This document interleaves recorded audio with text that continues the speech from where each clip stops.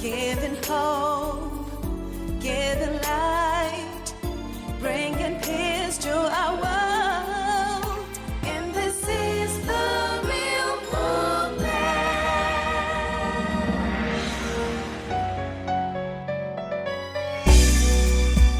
Welcome back. It's been a wonderful time with Mrs. Moore here. We've been talking on godly women and enterprise, career, work, how do we develop our career, our businesses, as well as balance the home. How do we maximize all that God has, put into us and not limit ourselves? And so I have some more questions here. This one says, what are the mistakes you made in business and what are the lessons you learned from them? Or what are the mistakes one can make in business? What are the lessons to be learned from them? Okay. I think the first lesson I learned when I went into business was which is the counsel I give now. I'd worked in various organizations, but I'd never really worked in a consulting firm. So running a consulting firm, starting off a consulting firm meant that I didn't have a full understanding of the flows, the process flows. And so I bungled a few proposals, and I also didn't have proper knowledge of negotiations, for pricing. And so what I had to do was I'd started off and I was writing proposals, and it looked like, I wasn't getting it right. I was underpricing myself and all of that. Imagine. So I had to take a step back, and then I went to learn. I went to, there was someone who was running a business, and I approached and I said, see, I have this challenge. And fortunately for me, the person opened up and said, you could come, ask all of your questions, you could sit in and see. So that's why I'm always a proponent of learning. Yes, go learn the trade, the rudiments, so that you don't make those mistakes. You can learn. So that was major for me. And then, of course, apart from my consulting, I have some other businesses that I run. And I have learned over time that you don't need brick and mortar to run a business. A lot of people don't start their businesses because they think, I need to rent an office space, I need to get a shop, I need to, all of those things. Why don't you just start from in some parts of the world, maybe it's not allowed, but, in our part of the world, you can actually start by going from office to office. Okay, if you have products, for instance. And the social media has made it easier to sell anything. You can be here and you can sell to people all over the world. So I learned that you don't need to incur all of those costs setting up a shop and all of that. You can actually sell online to people. You have more people to sell to than when you have a location. So these were things that I learned in the course of doing business, and I had to revert to the in thing, which was, using the social media. And it was amazing. A few times I tried to do some flyers. And the young man that was meant to do the flyers for me told me and said, you really don't, he had done a set, and it was another set, and said, you don't really need to do these flyers. I said, why not? Yes, I said, why not? Because he was going to make money from it, but he was now giving me counsel. He said, well, some of those pictures you can just upload, on all of the various platforms that you have to reach people. Let them like your page, on Facebook and all of that.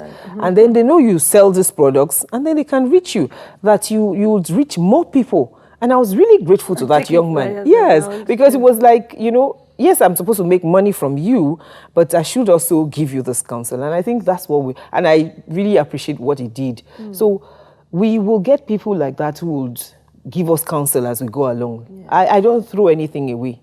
Everything that everybody tells me, I take it with a pinch of salt. It's not like I'll go ahead and execute whatever you say. I'll sit back and look at it, and then, we can make progress. Wow. But obviously. Wow. Awesome lessons. I really like that, especially not Incurring unnecessary costs in the name of doing business. Wow. Okay. What avenues can I explore as a woman when sourcing for funds to execute projects? All right. Projects. When we have businesses that we want to do, obviously, well, I want to believe that maybe this person is married. The first person that should support your business is your husband, your spouse. If your spouse believes in what you're doing and what you're about, when you have a project, it becomes our project, okay? And if you have the buy-in of your husband, honestly, you can go a long way. So I usually counsel and say, look, let your spouse chip in something. Anyway, when we have businesses, a lot of times we think we need a lot of money. There's so many ways in which we can execute business, even without spending money. It's just to understand. Capital. It's just to understand how to do it. People. How? Yeah.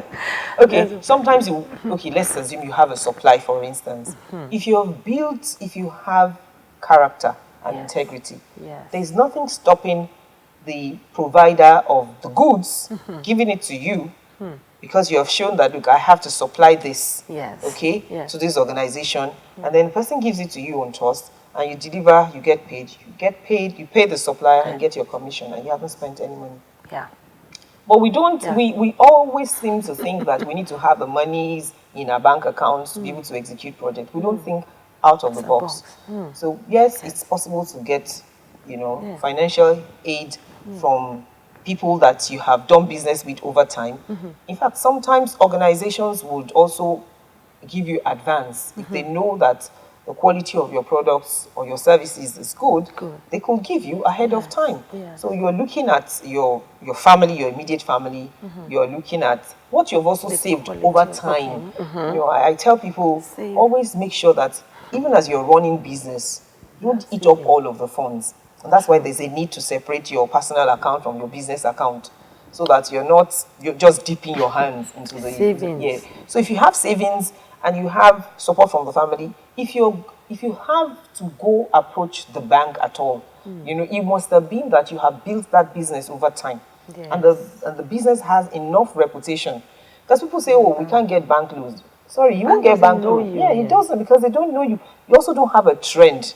You haven't done this before, so why should we give out money that belongs to other people? That's what I was going to say. Okay, so you need to have created a trend, and you can only do that with your money, your savings, the monies of people who trust you. Exactly. So if you've done that over time, then you create a trend. That's when you can now take your statement, your bank statement. If you've done that and you've done it well, okay, then you can take your statement. Even if your own bank doesn't want to do it, you can take it to another bank, and they say, oh, you've been good, you've been turning this over, and then they can support you. But before you get to that point, you need to look inwards. Yes. You need to look inwards.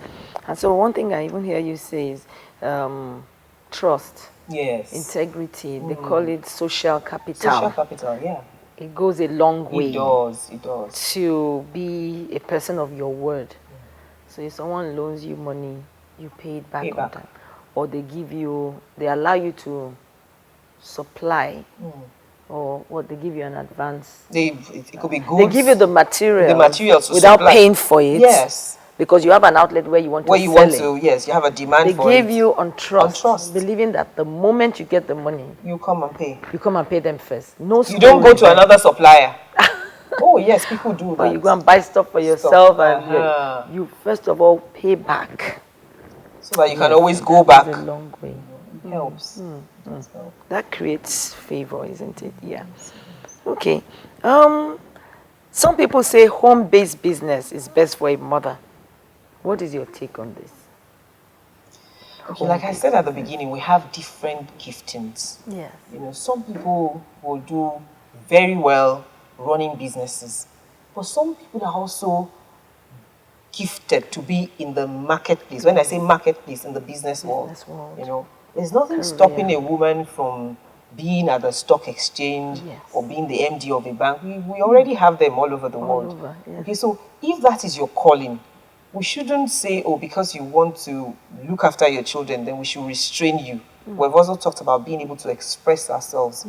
So yes, it could be that you would I'm not even sure that if you stay at home, that means that you're actually a very, very good mother.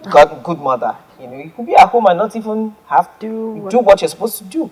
So, but it's being able to understand what we're called to do, you know, outside of raising these children, and then being able to balance it, you know, with looking after our family and raising godly children. Honestly, we can function as career women. We can reach the peak in our careers and still create time for our families. Because we have a lot of CEOs who have wonderful homes. Yes. They've been able to, over the years, as busy as they are, to ensure that they create time for their families. And then, like you had said earlier on, the family understands that mommy will not always be here because she has a career, but she would, the time she has, they ensure that it is time well spent. You know, things like ensuring that you take vacations together, you know, you have family time. It doesn't necessarily have to be anything esoteric. It could just be going to the beach together, you know, going to watch a movie together, going to an eatery together. Just something that you do together such that there's that bonding. When you're not available, when you're running your business or you're working at your career, the children know that you're doing it for them. You know, you're doing it so that you become who God has ordained you to be, and then so that they would also be able to get the best things in life. Yes.